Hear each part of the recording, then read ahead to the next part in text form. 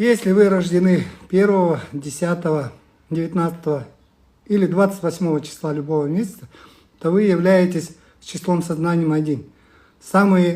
Эти люди самые щедрые, самые добрые, и у них работает энергия покровительства. Эти люди такие же яркие, как вот эта вот рубашка, и они несут психическую энергию. Поэтому они могут быть целителями, шаманами, лекарями. Вот.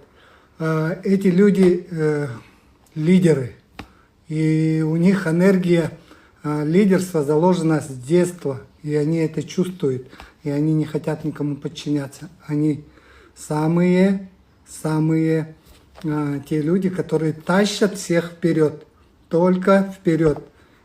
Идеалисты и консерваторы.